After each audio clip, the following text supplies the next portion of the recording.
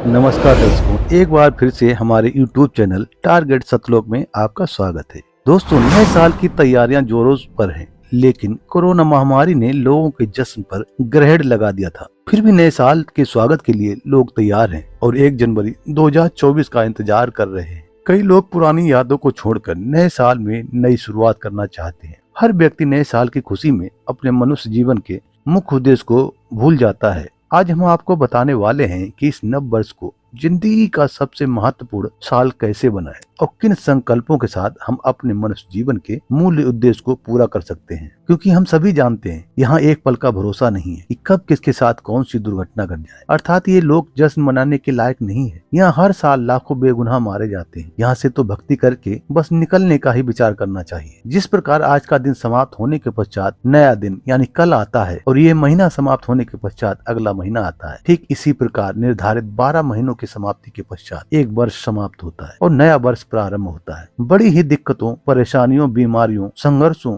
और थोड़ी सी खुशी और ढेर सारे गमों को झेलने के बाद आखिर 2023 भी समाप्त होने ही वाला है। परंतु यह नया साल 2024 सुकून भरा होगा या चुनौतियों भरा, यह तो समय आने पर ही पता चलेगा। दोस्तों, आइए जानते हैं कि आखिर 1 जनवरी को ही नया साल क्यों मनाया जाता है। आपको जानकर हैरानी होगी, पहले नया साल 1 जनवरी को नहीं मनाया जाता था। 1 जनवरी को नया साल मनाने की शुरुआत 15 अक्टूबर 1582 में हुई थी। पहले नया साल कभी 25 मार्च तो कभी 25 दिसंबर को लोग मनाते थे। रोम के राजा नुमा पोम्पलिस ने रोमन कैलेंडर में बदलाव कर दिया, जिसके बाद जनवरी को साल का पहला महीना माना गया। इससे पहले मार्च को साल का पहला महीना कहा जाता था। आइए जानते हैं क्या है इसके पीछे की सच्चाई। दोस्तों, ऐसा नहीं है कि नया साल हमेशा से ही 1 जनवरी को मनाया जाता रहा हो। 1582 से पूर्व नए साल की शुरुआत मार्च महीने से हुआ करती थी। प्रारंभिक रोमन कैलेंडर में 10 महीने और 304 दिन शामिल थे। परंपरा के अनुसार यह रोम के संस्थापक रोमुलस द्वारा बनाया गया था। 8वीं शताब्दी ईसा पूर्व बाद के राजा नुमा पोम्पलिस ने रोम कैलेंडर में कुछ जरूरी बदलाव किए, जिससे जनवरी और फरवरी के महीनों को जोड़ने का श्रेय उन्हें ही दिया जाता है। 40 ईस्वी पूर्व सम्राट जूलियस सीजर ने अपने समय के सबसे प्रमुख खगोलविदों और गणितज्ञों के साथ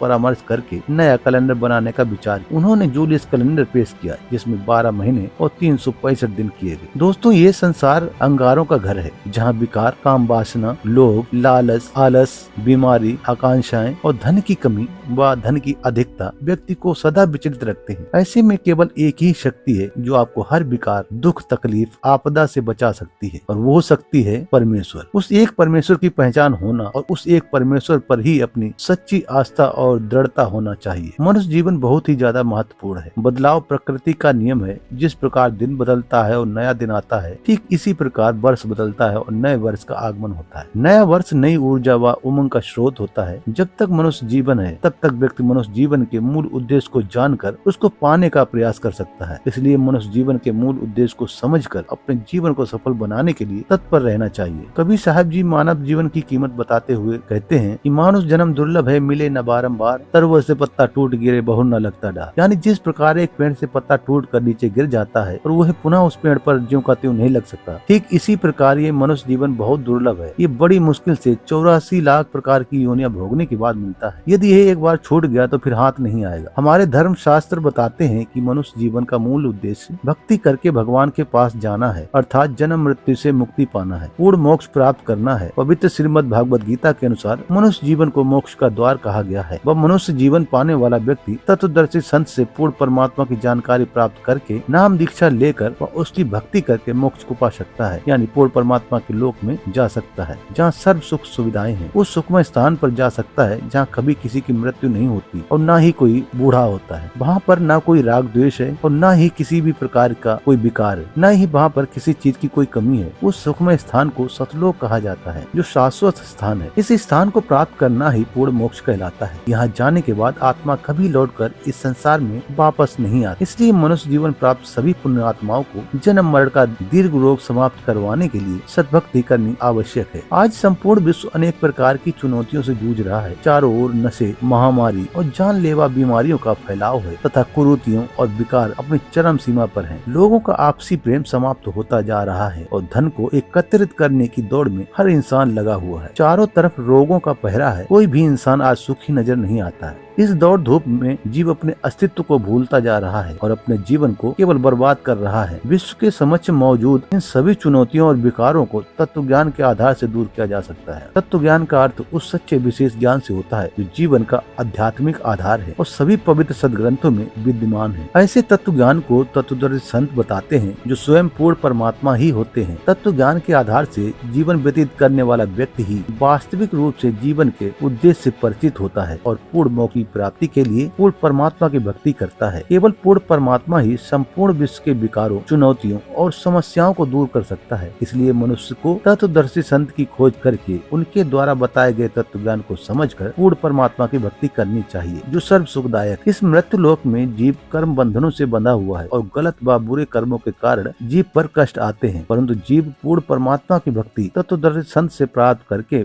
विधिवत तरीके से करता है तो जीव को उसके गलत कर्म परेशान नहीं करते हैं, क्योंकि वह पूर्ण परमात्मा की भक्ति करने से कट जाते हैं अर्थात समाप्त हो जाते हैं। केवल पूर्ण परमात्मा की भक्ति करने से ही जीव सुखी हो सकता है और पूर्ण मोक्ष को प्राप्त कर सकता है। जीव को एक सबसे बड़ी बीमारी लगी हुई है, वो है जन्म मरण की। मनुष्य जन्म का मिलना, फिर कुछ समय इस धरती पर बिताना और अचानक कभी भी मृत्यु हो जाना, यह जो जन्म मृत्यु का विधान बना हुआ है, आखिर इससे छुटकारा कैसे पाया जा सकता है? इसकी संपूर्ण जानकारी तत्वदर्शी संत बताते हैं। मनुष्य जब पूर्ण संत से सद्भक्ति विधि प्राप्त करके पूर्ण परमात्मा की भक्ति आरंभ करता है तो केवल उसी विधि से यह जीव इस जन्म मरण के रोग से छुटकारा पा सकता है और उसका पूर्ण मोक्ष हो जाता है, अर्थात वह उस परम पद को प्राप्त कर लेता है जहाँ जाने के बाद साधक की कभी जन्म मृत्यु नहीं होती। उस सुखमय स्थान पर कोई दुख नहीं है, ना तो कोई वहाँ पर वृद्ध होता है और ना ही उसकी कोई मृत्यु होती है। वहाँ बिना कुछ कार्य किए ही सारे सुख और वैभव की प्राप्ति होती है। उस सुखमय स्थान को सतलोक कहते हैं, जहाँ जीव वास्तव में अमर पद प्राप्त कर लेता है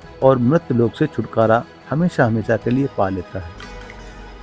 आप एक विद्यार्थी हैं, आपको एक विशेष ड्रेस मिली हुई है। ये मानव शरीर एक चोला है, एक कपड़ा है जो आपको प्राप्त हुआ है। इस ड्रेस का उद्देश्य है कि आप विद्यार्थी हैं और आपको सुविधाएं भी बहुत दी हैं दाता ने।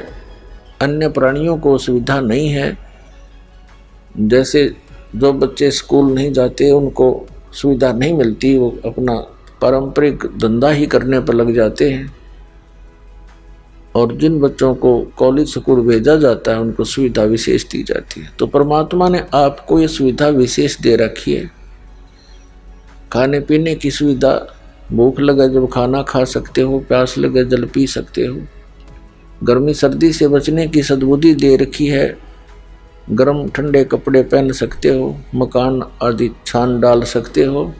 ये उद्देश्य इसलिए था कि आप प्राकृतिक आपदाओं से परेशान ना हो और भक्ति कर सकें।